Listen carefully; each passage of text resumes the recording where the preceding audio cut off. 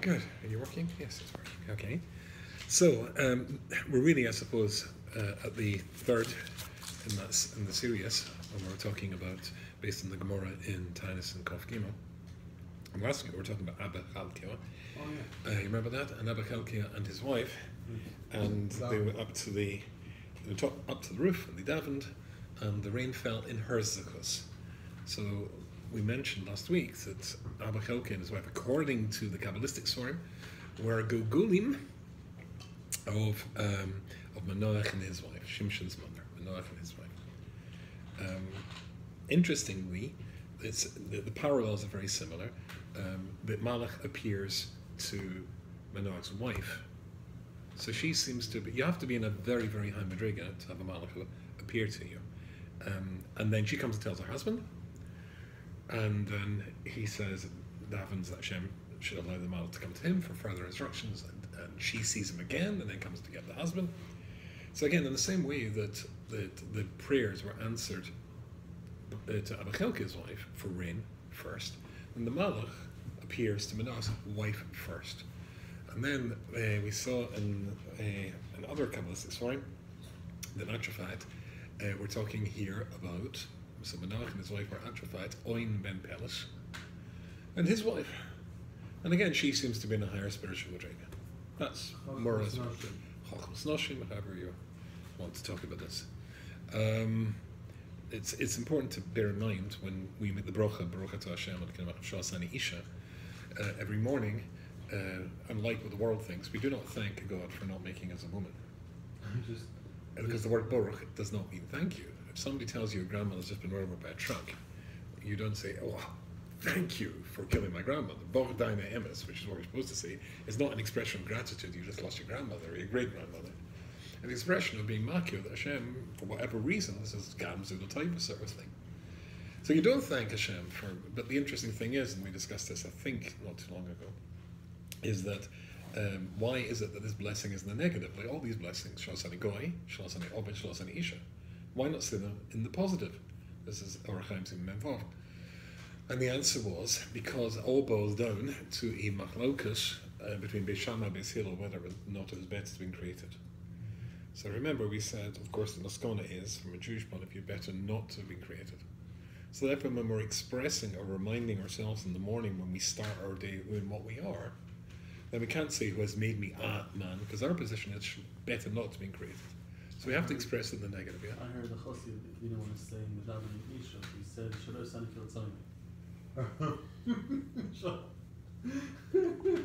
That's actually, sadly, it's not such a joke. There are some, I'm told, authoritatively, there are some Hasidim who will not learn Talmud Devorah because it's got a woman's name in it. What happens when they come to the center of Chai Sarah? I don't know. We missed that as well. By the by. Okay, so the interesting thing is, of course, that the woman's blessing isn't the positive. Asainik or Asaina. So had it been the wives of Beis Shammai, Beis Hillel, having that argument, they might well have come to a perspective, a conclusion better to have been created. I just heard I clicked on a YouTube video today. Rabbanit Yemima Mizrahi. The topic was, thank you, God, for not making me a man. Right. Well, she's very popular in certain sections of Klal Yisrael. Obviously not the male sections of Klal Yisrael anymore, but never mind. But you get the idea. So there's a general understanding that women are taka on a higher spiritual level than men. And certainly in the case, whether you're happy with that, it's a general klal, which I am, or is a specific, clearly Manoach's wife, On Ben Peltz's wife, and Abba Chalkia's wife seems to be in the higher madriga, as witnessed by all these events. What was her name? So remember we talked about that. So what was her name? Or rather, more interestingly, why wasn't she named? Why wasn't she named? So there's let me just as I mentioned before, just worthwhile talking for a second of the fact that the Malach comes to her name was Hatzelphonis, yeah. Oh, which you knew. I saw you in the video. Very, very impressive. Yeah. How did you know that? You just knew smart. It. Because you're incredibly honest. Yeah, that's me too. There is in Lekhat Sikhs Musar, Rabbi Yitzchak Isaac Sheriff Slobodka, or Shivit Slobodka, In Memches, he talks about this concept, and he says something very, very interesting. There's an assumption. Again, it all ties down to language. But if you talk about Avram and Eliezer, what would you say, how would you define Eliezer? What's his relationship to Avram Avinu? Maggid Shir. Oh, that's very, very good. Yes, very good. He was a Maggid Shir, that's right. He was the Talmud Mufhak of Avram Avinu. He's the outstanding disciple of Avram Avinu. So he says, this is Rabbi Yitzchak Isaac in Memches, Avodas shel Hogar etzel Gewirtz Sarah. The role that Hogar played in relationship to Sarah Imenu was identical to that with Avram and Eliezer. She was her greatest chasida, her follower.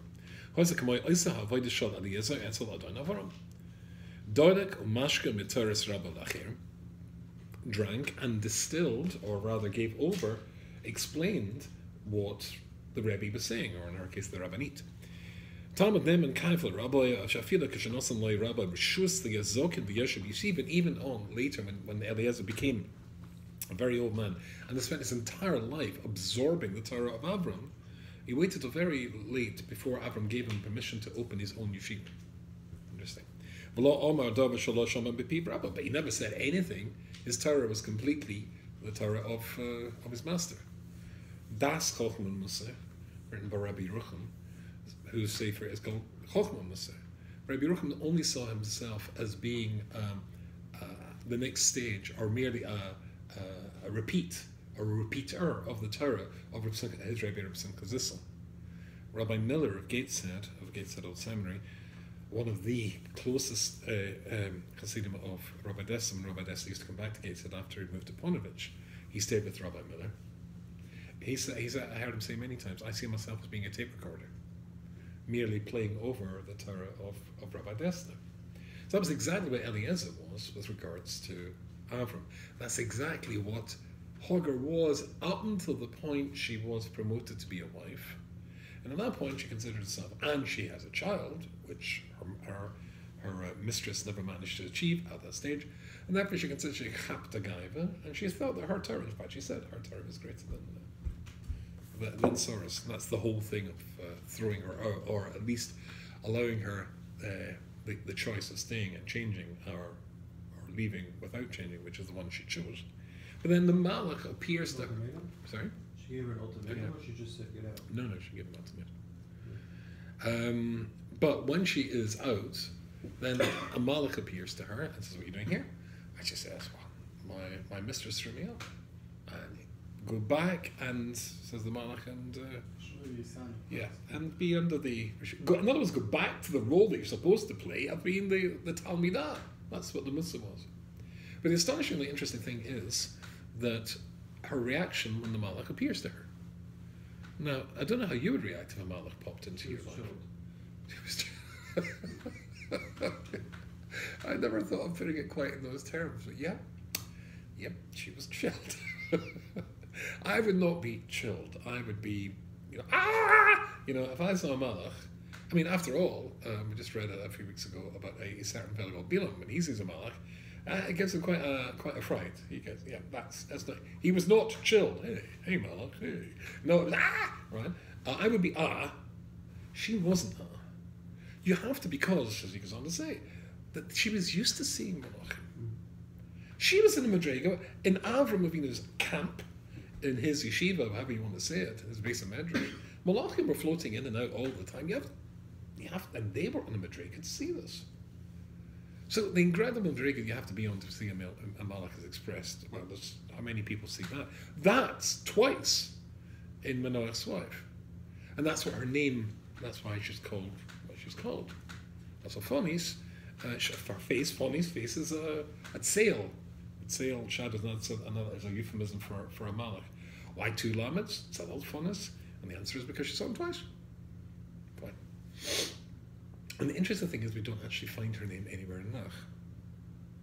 Now she's in a higher Madriga than Manoach, so why isn't her name anywhere? His name? And she's the mother of Shimshon, so why isn't her name anywhere in Tanakh? Interesting. So let's consider that for a second.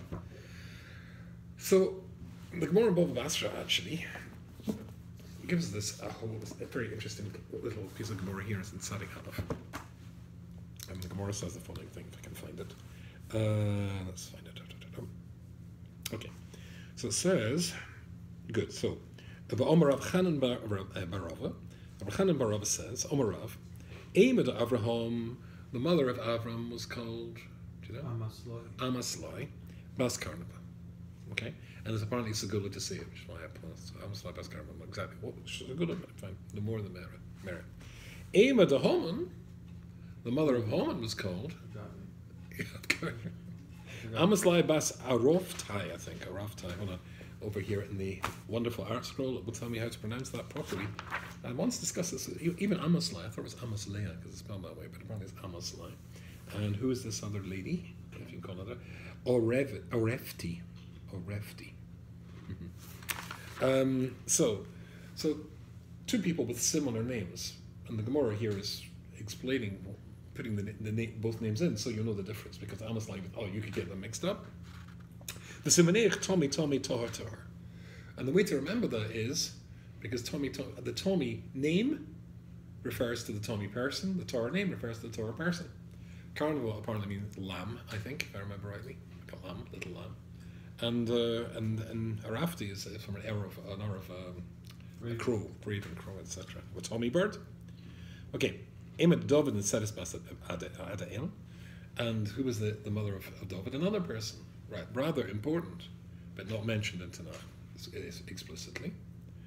Shema Emad Shimshon was Sophophenes, some Gemara say it's funny, but Achaseh was Neshayon, and his sister was called Neshayon. So now here the Gemara says quite clearly why.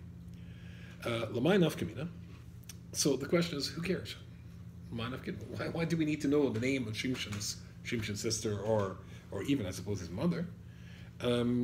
So he says, the Gemara says, the tshuva is a minim. It's a tshuva for minim, because minim turn around and they're only, the portion said that they only are guards the Torah B'Ksav, not the Torah B'Alpeh, and they get stuck because there's lots of people whose names aren't there. It says who Yitzchak's mother was, it says who Yaakov's mother. It doesn't say Avram's mother. But we have those traditions from the Nevi'im, and they have to come to us, and we have to tell them.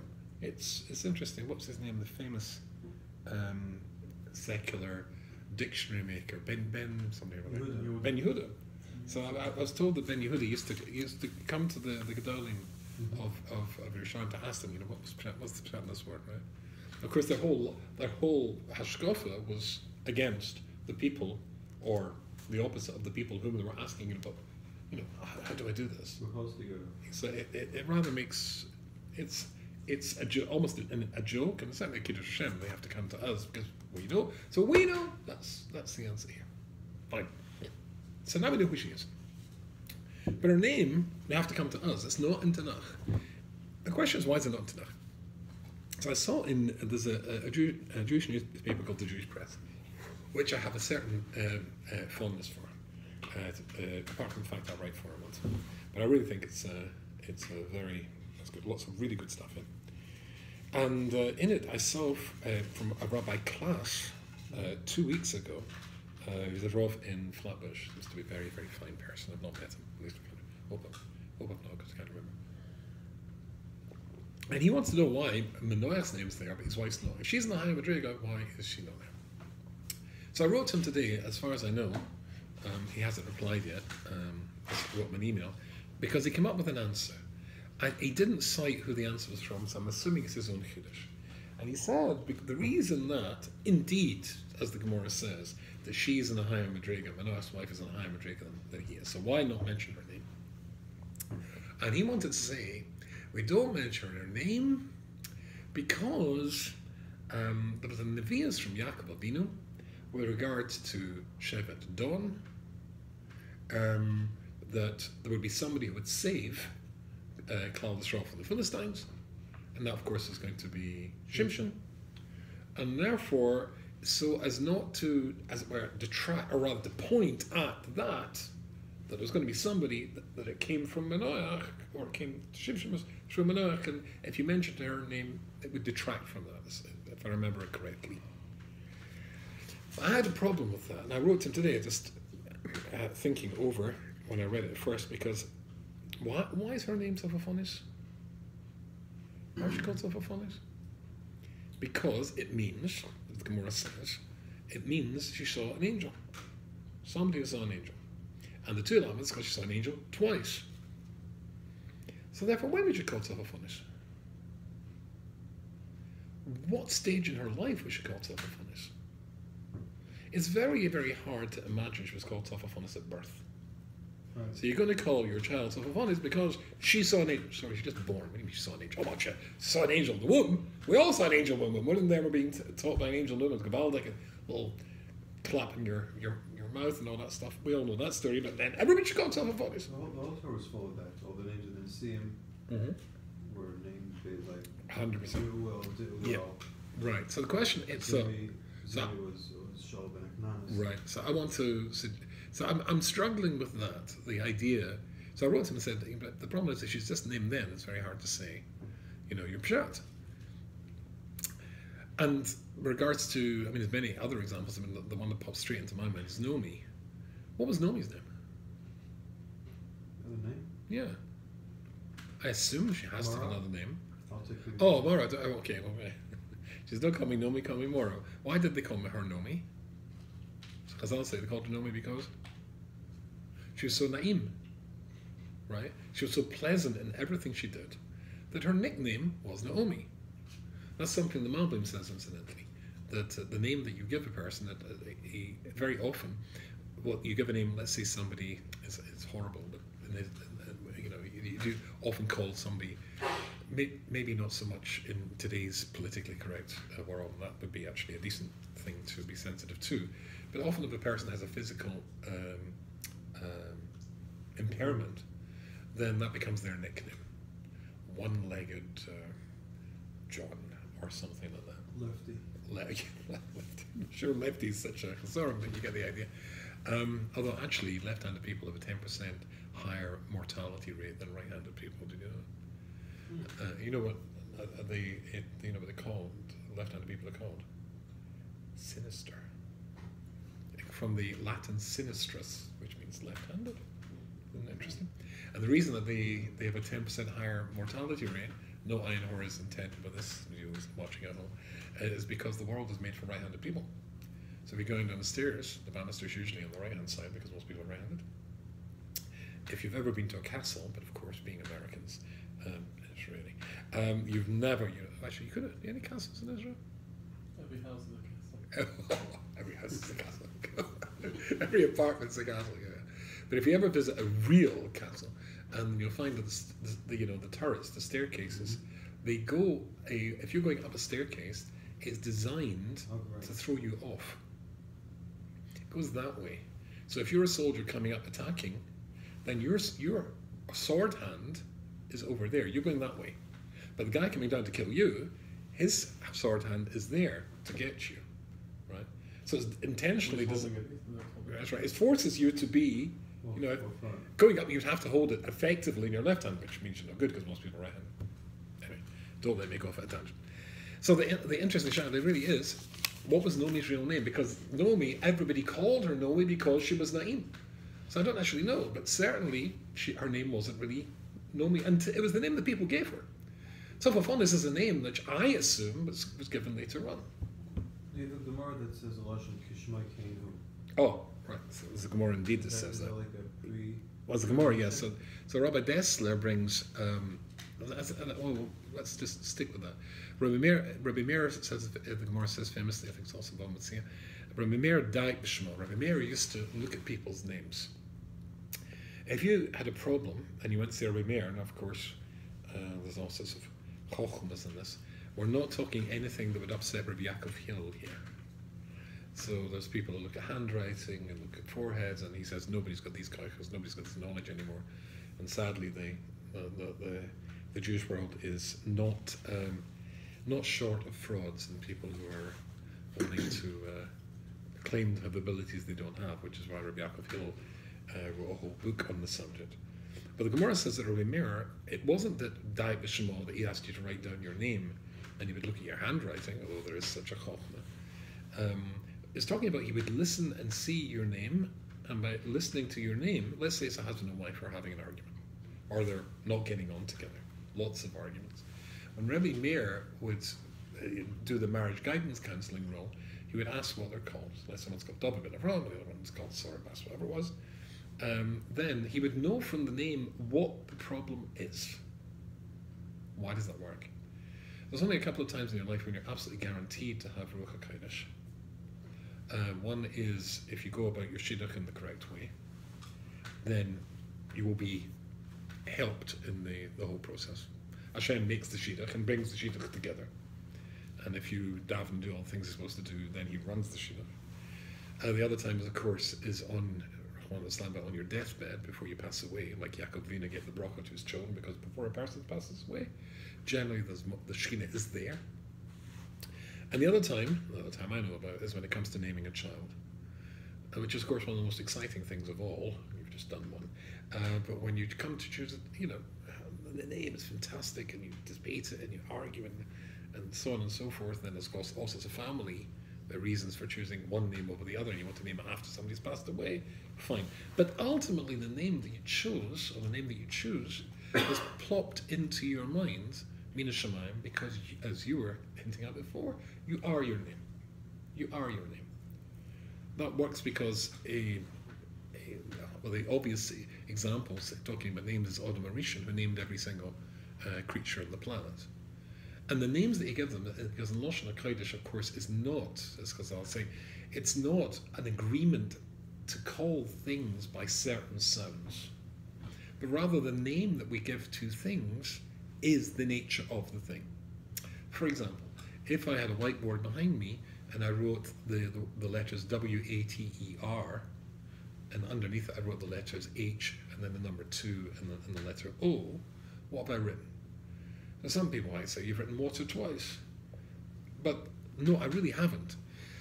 The word water is what people who speak English agree to call that stuff. H2O is what it is. It's hydrogen-oxygen ratio of 2 to 1. That's its nature, that's its teva. So when Adam Rishon names every single creature in the world, what he names it is not an accident, it's not just an agreement to call it by certain sounds, but the nature, the teva of the thing is contained in these Hebrew words. Similarly, when you are born, then the name is put into your parents' mind to choose, because the koiches of you is contained within the name that you're given. And there's an obvious problem with this concept. You are your name, in other words, Kamo Shem Hu, as you said. You are your name. What's the obvious question with that? No bechira. That's good. No bechira. Anything else? There's another obvious question. Well, suppose there's somebody who lives in Inwood and is called Yehuda Yaina ben Avraham, and well, it goes without saying we're talking about one of the holiest and most spiritually elevated human beings in the history of Israel. Yeah, thank you very much. Suppose somebody else who lives at this place at the point I better not mention anywhere by name, Splotch, the city of Splotch in Poland. And there's a Yehuda Yana ben Ram there, and he's horrible. If you are your name, how can you have two people with the exact same name with absolutely, totally opposite personalities? I thought you were your name. I thought the name directed from Shemayim. Sorry, go on. What does that mean, you are your name? Oh, what does it mean, you are your name? Okay. So sorry? No, it's more than that. You are your name. The ingredients are there within you. This is very important. I'm on a mission to find an Alshik which I lost, which is driving me nuts. But the Alshik says somewhere that everybody's got their own mahalach when it comes to Torah and Yiddishkeit. This applies to the general and to the specific. Each shevet had their own role, right? And the name which they were given, Yehuda, for example, he was given a name which matches the role which he has to perform. Because Yehuda comes from the word hoidah. Hoidah is an essential ingredient if you're going to be a king or create the royal household, because there's a phrase in English, power corrupts, and absolute power corrupts absolutely. And how many kings went power mad and became terrible dictators and evil people because of power. But if you've got a koyach of hoidah, if that's in your nature, then you give thanks to other people. You don't say it's all me, and you don't become a megalomaniac. Right. So the names that each of the Shvatim were given is who and what they are. So there's the general and there's the specific. The specific is that what's your role? For example, give a very simple secular example. I don't know when you studied secular subjects at school, but there's clearly, it's almost a cliche, there's a clear divide between arts and sciences. Generally, people who are good at English are not very good at math, and people who are good at math aren't very good, or maybe disinterested in history and all these subjects. There's different ways that people sort of like see things. And the Alshich talks about, when it comes to Torah, it's the same thing. There are some people who are, he says, and that's their mahalach in life, that they are, black Gemara, they just love it, cut through Shas, etc., etc. Other people are Balagadata. They like that. Other people are Bal Halacha. We know that. And they're very different types of frum Jew. Mm-hmm. A Bal Halacha is very different to a Lambda, and a Lambda is very different to Bal Halacha. It's sometimes very hard for people who are beginning or just being introduced to Yiddishkeit to figure out that the Rosh Yeshiva of the great yeshiva, Ponevezh, Meir, etc., might not necessarily be able to tell you what the halacha is because people will say, well, he's a great rabbi and he must know everything. No. He might be a great rabbi in Shas, but not necessarily in Poskim. So he goes through a whole list of things that a person might, and that's in your Teva.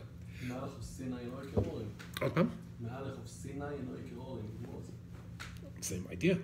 When Yaakov wants to give a bracha to Yosef's sons, Ephraim and Manasseh, if you remember, of course, we all know that Yosef presents his oldest son to the right hand, etc. But Yaakov crosses the hands over. And Yosef says, no, father, this is not right. And his father's supposed to be blind. He says, no, I know what I'm doing. But this is his bracha. The bracha, the mahalach chayim, your role in life fits who you are. And the bracha, as Rav Shlomo Salanta points out, the word baruch means to increase, Right. to be marbe. So I can't, the only person who does Yeshmi Ayin is Hashem is baruch. I can't create for somebody, says Yaakov Avinu, something he doesn't have. But I can take what he has, which is designated or illustrated through his name, and make it greater. Give him a baruch. That should be Matzliach. You should be the greatest Balagadata, or your basis Talmud Chochem. But I can't make you into a Bal Halacha if you're a Drushman or somebody who's a Lamdan or vice versa. You've got to know what you are. The name is you. But what it means is the name is you. So, for example, let's go back to me. Let's say that the name Yehuda Yain Rubinstein suggests a nature which is a little bit self-centered, a little bit selfish. You laugh, I know. And again, Rabbi Desta talks about why is it there is no Isser in the Torah that you shall not be selfish. If the Muslim say that selfishness is the source of all evil and all bad midas, why isn't there an Isser prohibiting selfishness? And he says, because who says it's bad to be selfish? If you've got a strong feeling of I, so let's take our two Yehuda and Rubinsteins. One, the great tzaddik, indeed is very, very self-aware, know what he wants. But he used that to turn it around and project it onto other people. If you know it's nice to be visited in the hospital when you're not well, or if you move to a new neighbourhood, people to hand you in cake or bottles of single whiskey if you're Scottish, etc., etc., then you know when somebody moves to town, then you, well, at least give them a cake. Then you give them, because you've turned it in a positive direction. Whereas the other fellow, then he was born with a sense of selfishness, but he just stuck with the selfishness, just took instead of giving. You can make an argument that the greatest Baalei Chesed are intrinsically the most self-centered people. That's why they're brilliant at Chesed, because they know that this should be good. It's like the chef. You couldn't make a good meal unless you taste it. If it tasted good to you, then it's going to taste good to the people you're making the food for. So I suppose it's the exact same thing if we keep with the culinary mashal for a little bit more, that you can take bread, eggs, water, flour and sugar, and you can make bread and you can make a cake. Right? It's a question of what you do with it. So the two people have got the same basic ingredients, but what did you do? You are your name, but then what did you do with what you are? Now over to your Bechira, did you turn it into something positive or you turn it into something negative? So Remeir was able to look at the person's name. So it's the husband and the wife. If the names which he understood suggested, let's say, somebody was the husband is a little bit selfish, and let's say that the other name suggests someone's got a bit of a temper, then he would know how to give them the best advice.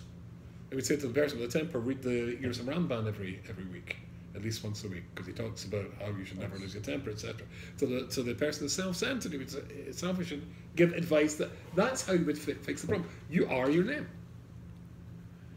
And this is an idea which, incidentally, I found, you can find this in, I spent literally an hour looking for this morning in Rabbi Dessler.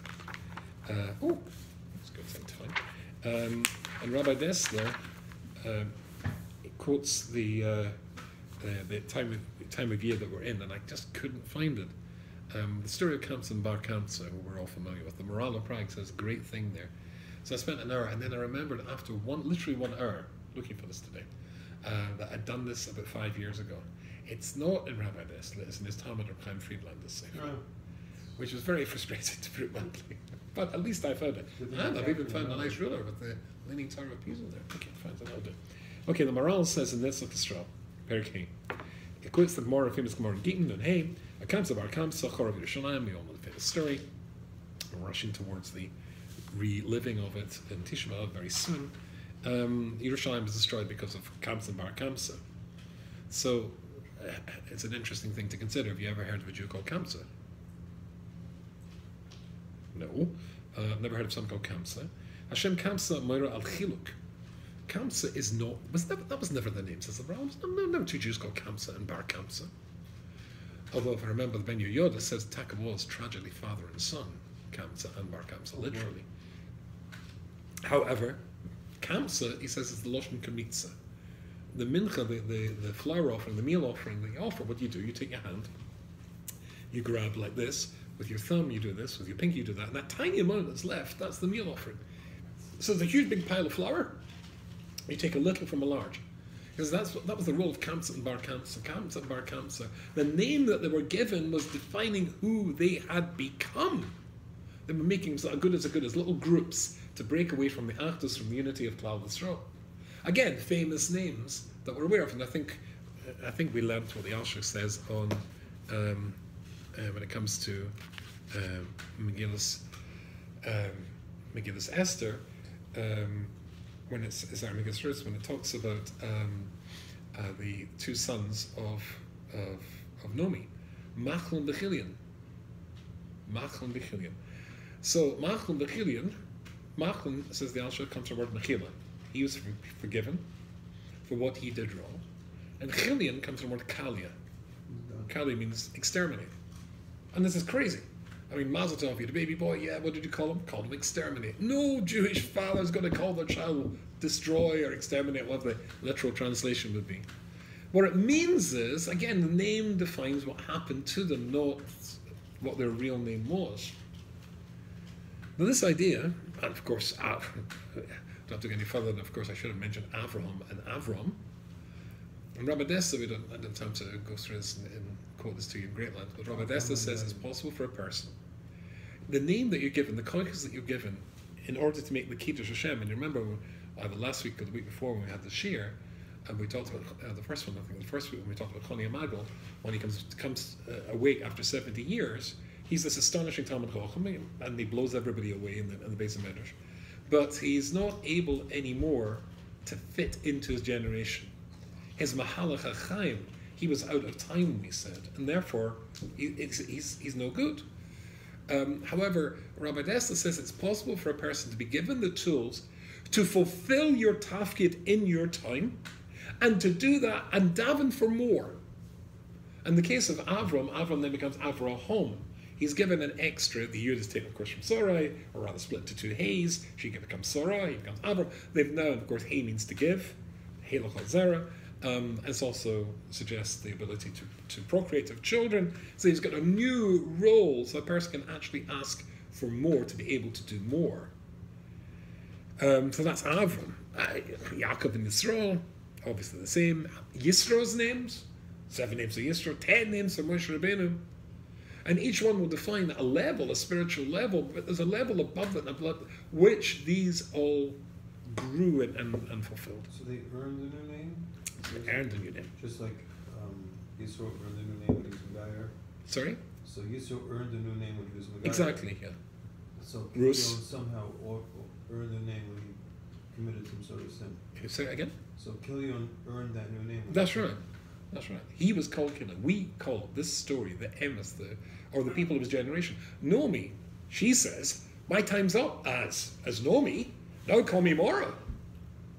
It's interesting, I can't resist telling him, Malbim says, that when she says, you'd call me Mora because I'm not Noim anymore, my life's a misery. And the Vilna Gaon said she considered that to be what was going to be forever. And the Malbim says very often, the classic question, which troubles, and we've discussed several times in the past, the classic question that challenges any person of faith is Tzadi Viraloi, or Rosh V'Tovloi. I don't know if I mentioned, but whenever I ask this question in a shir, and if I ask a men's shir or a woman's shir, which troubles you more, Tzadi Viraloi or Rosh V'Tovloi? It's interesting. Women consistently say Tzadi Viraloi, but many times men say Rosh V'Tovloi. So in Shara B'Tochen, in the third paragraph of Shara B'Tochen, which deals with this, there's got brilliant answers there. But the Malbim says, I've said this many times before, it's much worse, if Hashem wants to punish somebody, it's much, much worse if he makes somebody extremely wealthy and then takes it away from them. Right? Then it's much, that's terrible torture. Sorry, so yeah, what's the phrase? The bigger they are, the higher they fall, or something. Or the harder they fall. Very often you see, so why did Hashem give him that? Because in 10 years he's going to let him sink into that luxurious lifestyle, and if people drive him in a chauffeur-driven Rolls Royce to and from until he gets, he's got his private jet and Gavaldi, and then suddenly, poof, then you've got nothing. Oh, that hurts. In the case of Naomi, she thinks that's what's happened to her. She says today, because she's Makabel, and of course we all know there's a huge benefit and bonus that comes from being Kabul when Hashem sends you bad times and tough times. She accepts it. She accepts it. No problem whatsoever. I deserve this. She just fully believes that things she did wrong, leaving out the child, etc., etc. Of course, the opposite is true. We can flip the Malbim in his head as well. Very often, a person who's incredibly poor, that's going to produce gadlus as well. Of course, in the case of Naomi, it's going to produce the Mashiach. Through a doctrine and the whole story of that. It's interesting. I can't resist telling you. There's also halachic implications from what we're learning, or so I saw in the little notes at the bottom of my beautiful Hebrew art scroll Gemara. And he says that this interesting. Listen to this. So knowing the name of Shimshon also has a halachic implication. Listen to this. And instead, I say quotes from Chaim Kanievsky at the top here, who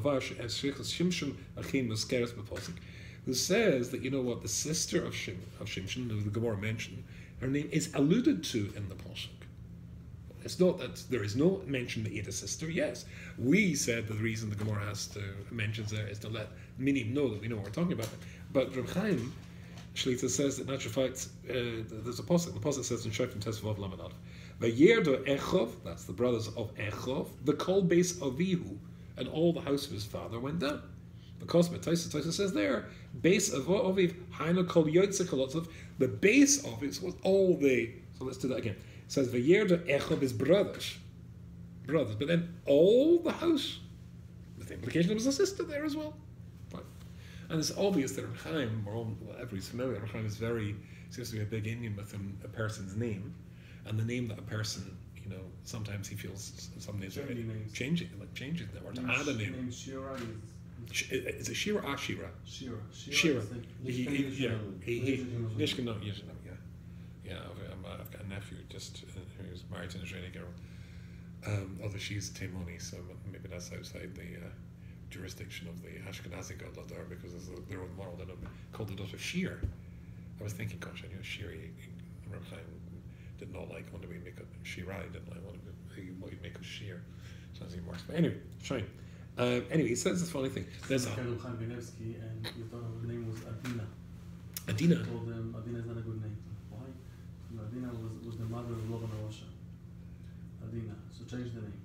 And then he told it to his neighbor. His neighbor said, okay, I have a daughter Adina. I'm going to go to Chaim Ganevsky. He went to him. He told him, I want to change my name. And then why it's Adina? Adina, she's the mother of Rivka. It's a bad name. Leave it. Really? So the idea is, it's not just the name. He's seeing a person. It fits. Does the name fit? Very nice, very nice. So let's read this. It's very interesting. He says again, it's very interesting. This. That also applies when we are talking Hashkafa and Kabbalah and all that sort of stuff. But he says it also has an implication when it comes to halacha. Straight implication. Shekain ladas kama rishonim. Many rishonim says, but perish a gemara, but bezek nozer daf aleph daf dalad amud aleph. Hamakabel alav nazir shimshon. If somebody wants to take on nazir shimshon and says hareini k'shimshon ben menoach, and you say I want to be like Shimshon ben Manoach, no good. No good. Listen to this. Ein nazir Shimshon ad sheyosef oid siman shlishi. We need a third point of reference. I want to take on Nazir Shimshon ben Manoach Eishes Tzofafon. And it's got to be, in other words, you know exactly who it is.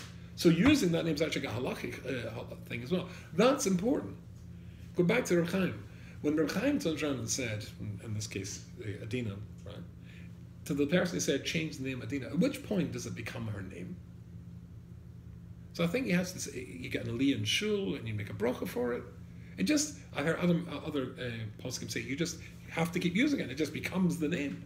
And we all know if, for Rahman, somebody is very seriously ill and you add a name, then that name sticks as long as it had a positive effect. So my late wife, when they added a name to her, they added Yafa. And then she became ill again. There was another addition, but it didn't last very long. So therefore, I've got lots of grandchildren called Yafa, but the other one, then that was a name that just fell away. So you can take a name, and the name becomes the reality of who and what you are. Halachically, not just hashkafically. The Rambam, yeah, okay. The Rambam, I was using this with one of my sons today, and he said, Dad, it's a Rambam. I said, what are you talking about? He said, Dad, it's in Perik Dalet, Perik Beis, and Halacha Dalet of Hilchos Tshuva. Or is it Dalet and Beis? I can't remember. Yeah, here it is. And it says the following thing. The embarrassing thing was, I said, gosh, how do I not remember that? I said, I've done that lots of times. Anyway, when I looked at this is the Perish Rambam from Moshe Sternbach. When I look there, I've got all my notes there and the underlinings here and stuff like that. It's rather embarrassing. So this is the halachas. Midarka Shuva the Hashav Tzoyek Tomed Lifnei Hashem Bebechi Bedachnunim V'Otzedorka Kvi Koicha. A person is a real Baal Shuva will continually be expressing his regret and his sorrow to Hashem. Kvi Koicha as much, and he give lots of money to Tzedakah. Mizrachik V'Har B'Miradov V'Shchotav. And of course he will go to the opposite extreme, to get as far away as he possibly can, or she possibly can, from the things that got them into trouble in the first place. Umeshana Shemoy, and changing the name, Kalamar Ani Acher Ve'eni Oisai Isha Osa, and using a new name, and choosing a new name for yourself to designate you as being a different person altogether. This is the famous Mesilas Yesharim on the subject. Mesilas Yesharim says in Perik Dalet, it should be, Perik Beis says, it should be that if a person does something wrong, Hashem says, chutzpah, you know you're doing something wrong, you're challenging me, boom, have a nice heart attack, or just lightning bolt gets you. But that's not the way Hashem does it. He waits and waits and waits, because he generally took you 60, which is why everybody celebrates their 60th birthday, because that's the same thing, you know, with the Chayav chorus, etc., etc. And he says, very interesting. So why should it be? He says, and tshuva, the concept of tshuva, being forgiven, is given as a complete chesed from Hashem. That Hashem considers the akiras harotzain, akiras hamaisa. Because he said previously, if you've killed someone, let's consider the big ones. You killed somebody, you murdered someone, or you committed adultery. So you've either taken a life from the planet that should be here, or you've brought a life to the planet that shouldn't be here. Because it's probably going to be a mamzer. So how can your regret in any way do anything? So Hashem Yisbarach considers akiras harotzen kakiras ha'maisa. The Haina should be used hashav makir zchetu amoida loy v'zbonin al rosai. When the person considers his mistakes, the shav miskaret alav and really regrets a karata gemura meikora. Kakarot is nedam nedam mamish. Shemiznachim legamri v'hoya cheves mishtoike. And then he says, "Hine akiras adovar meritzona b'yavshav lo kakiras ha'maisa." And he repeats the same thing there. The Rabban Hashem therefore looks upon it that, yeah, there's a dead body there, and the person who did it just looks like you. He looks like you, but it's not you. You've changed. You're no longer that person. And therefore you're a new person. He says, therefore, changing a name is one of the things that which defines that. Rav Ron Grzinski, who was marked. Sorry? Sounds like a cheap way out. If you change your... Oh, no, not change. No, if you do tshuva, why is that cheap? How easy is it to do tshuva? Changing your name. Oh, so Rav Ron Grzinski says to this. He says, "El she'inyan tshuva lo yitochen ela ba'ofen zeh." So he quotes the Rambam and he says, and tshuva is not complete unless you change your name. Very often Bali tshuva, I mean, the Bali tshuva of the modern variety that we're never from in the first place. We come from. We call them Bali tshuva, but it's a bit. Well, it's a bit strange calling somebody a returnee if they've never been there in the first place. I can return to Scotland, right? Because I mean, you can, right? Same idea. Anyway, show you nisan la haomer sha'ish shachota over a bottle min ha'olam, because in changing your name, it's an expression of a reality which you're embracing that guy no longer exists. O bal tshuva ish acheru. He says that has to be the madrega, the gefil, the reality you get to in order to make that work. Okay. Yeah. So therefore, my suggestion is that the truth is that when the Gemara is talking about Tzofel that was not her name to begin with. That was the name that she was given. And the fact that the Gemara mentions her name is a very important principle here. What was Tzofel names before then? What was Nomi's real name? Who cares? It's what a person becomes.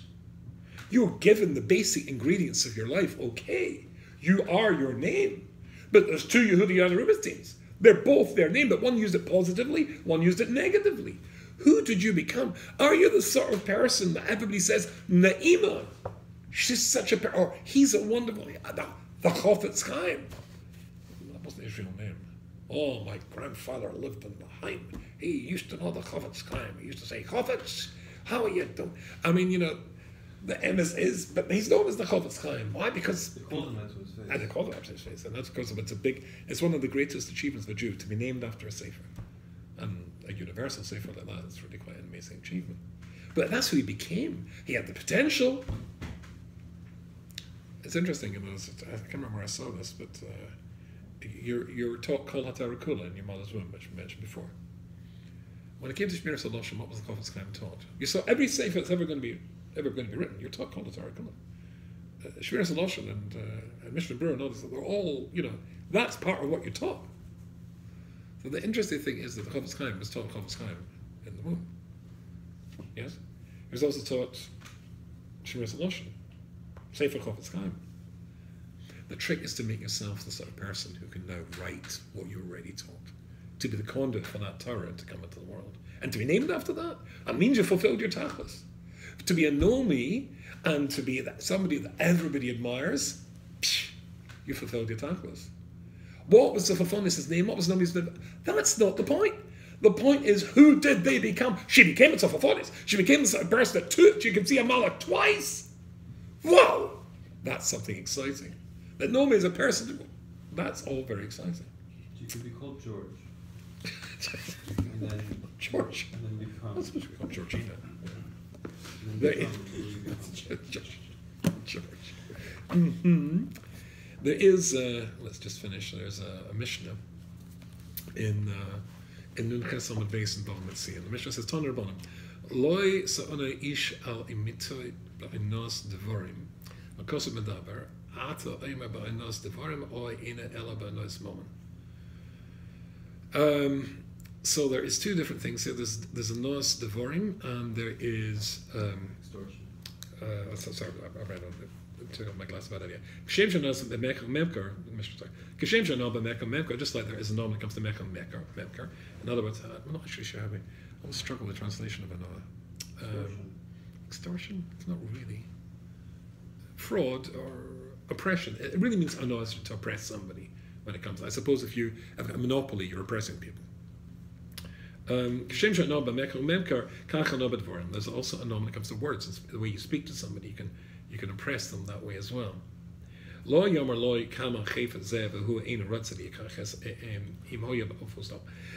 say to somebody, go to shop and say, oh, how much is that? Get the fellow excited he's going to make a sale and get his commission or something like that if you don't intend to buy it. Don't go for a spin in a Tesla if you can afford one. Always wanted to do that. But I might be a shot of a noise for it. So there's another thing here, he says. Im hoya bal tshuva, if the person's a bal tshuva, lo yomer loy zocha masecha rishonim.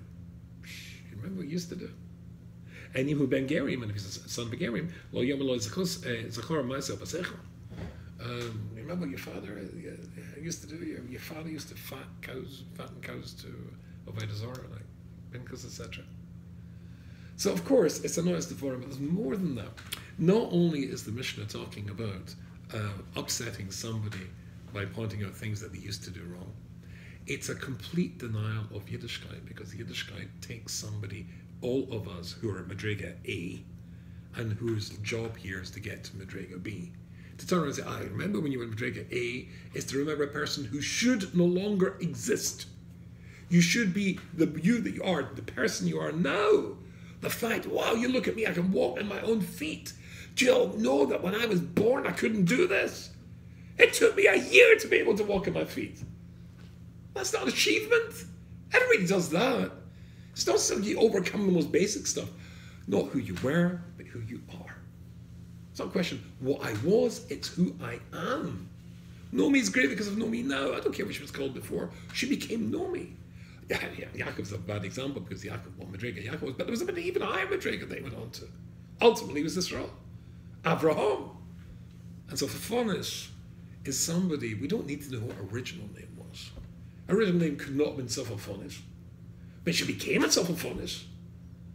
The ultimate accolade of Klal Yisrael is when you can be known by a name which designates a better, bigger, greater you.